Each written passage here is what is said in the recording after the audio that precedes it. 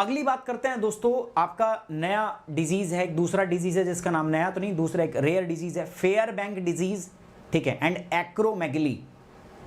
ये दो बीमारियां हैं, दो डिसऑर्डर हैं दोस्तों आपके। फेयरबैंक डिजीज है कि ये आपका जेनेटिक डिजीज है, बहुत रेयर होता है, बहुत कम होता है, ठीक है। इसके अंदर में क्या होता है ना, आपकी हड्डियां, हाथ पैर छोटे बड़े हो जाते हैं। बेसिकली ये बोन से एसोसिएटेड है। जब जैसे हमारी हड्डियां ग्रो करती हैं ना, जैसे एज के साथ आप बढ़ते हो हड्डियां बढ़ती हैं, तो हड्डियां बढ़ने की प्रोसेस क्या है, ठीक है, जो ग्रोइंग एज है, जब हड्डी का एक भाग है जो बढ़ता है, वहाँ पर मिनरल डिपॉजिट होते हैं, जैसे कैल्शियम, जो भी मिनरल हड्डियों में होते हैं वो डिपॉजिट होते हैं, फिर वो सॉलिड होता है, ठीक है, ठोस बनता है और इससे हड्डियाँ बनती है। लेकिन इसमें ना फेयरबैंक के अंदर में ना ये होता नहीं है, मतलब हड्डियाँ आपकी जो है वो स्ट्रांग नहीं हो पाती, मिनरल डिपोजिशन प्रॉपर नहीं हो पाता, डिपोजिशन होता है बट हड्डियाँ स्ट्रांग नहीं होती, और इससे आपकी हड्डियों में लगातार दर्द रहता है, ठीक है। आपको पेन मैनेजमेंट की दवाइयाँ खानी पड़ती है और ऑर्थोपेडिक जो है, जो हड्डियों के डॉक्टर है उनके पास बार बार जाना पड़ता है। दूसरी ओर ये बीमारी है एक्रोमेगली। आपकी बॉडी के अंदर में एक मास्टर ग्लैंड होती है जिसको हम पिट्यूटरी ग्लैंड कहते हैं। काम क्या होता है उसका दोस्तों, ग्रोथ हार्मोन रिलीज करना, ठीक है, ग्रोथ हार्मोन रिलीज करती हैं, मास्टर ग्लैंड उसको कहते हैं। तो उसके अंदर में कभी कभी एबनॉर्मेलिटी आ जाती है ना, तो बहुत ज़्यादा हार्मोन सिक्रीट करने लगते हैं, ग्रोथ हार्मोन। उससे क्या होता है, जीएच ज़्यादा सिक्रीट होने से आपकी बॉडी में बहुत सारी एबनॉर्मेलिटी आ जाती है, जबड़े का साइज बहुत बढ़ जाता है, हड्डियाँ बहुत बढ़ने लगती है, हाथ छोटे बड़े हो जाते हैं, ठीक है, ऐसी बहुत सारी बीमारियाँ इससे हो जाती हैं। तो अभी हमारे मिनिस्टर थे, उन्होंने बताया है पार्लियामेंट के अंदर में, पार्लियामेंट का सत्र चल रहा था तो उन्होंने बताया है, ठीक है, उन्होंने बताया कि भारत के अंदर में ये जो फेयरबैंक डिजीज़ है बहुत रेयर डिजीज़ है।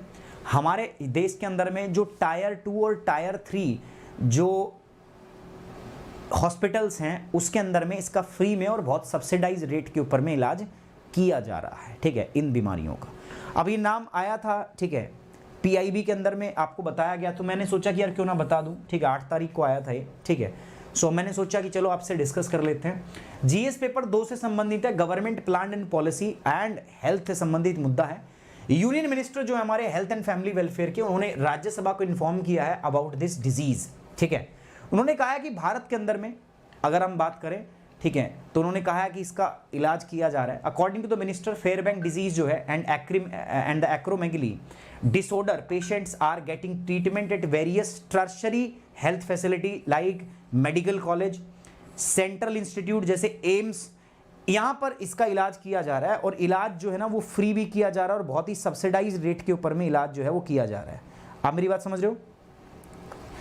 आप मेरी बात समझ रहे हो कि नहीं समझ रहे?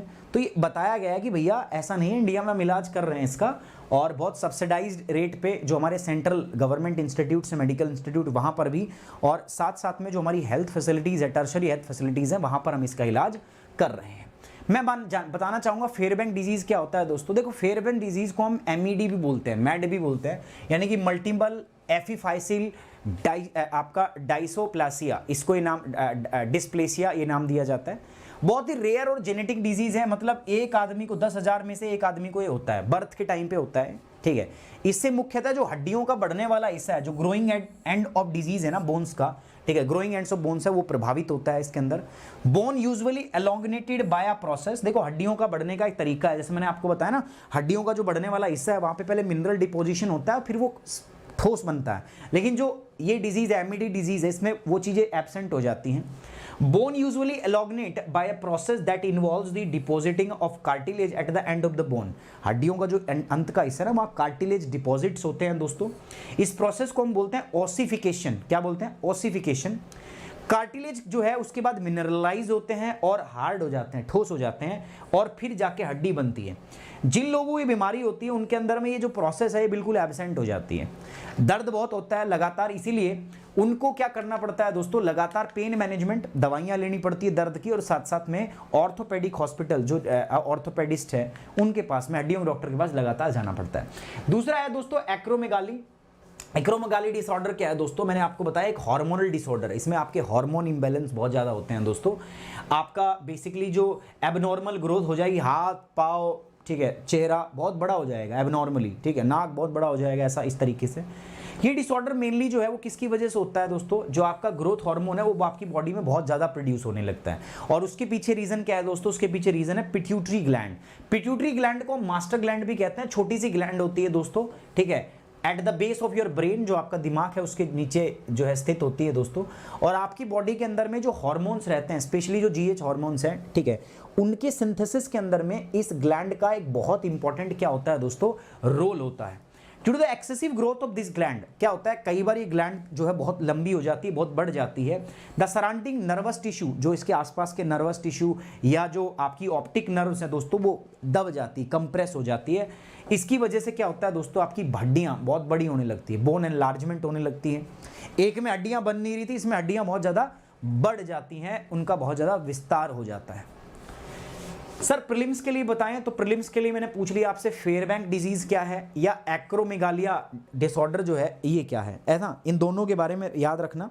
देखो प्रीलिम्स में आपसे पूछा जा सकता है, बिकॉज जीएस पेपर 2 जो है टॉक्स अबाउट द हेल्थ, तो आपसे यहाँ से सवाल पूछे जा सकते हैं, सवाल यहाँ से बनता है, ठीक है।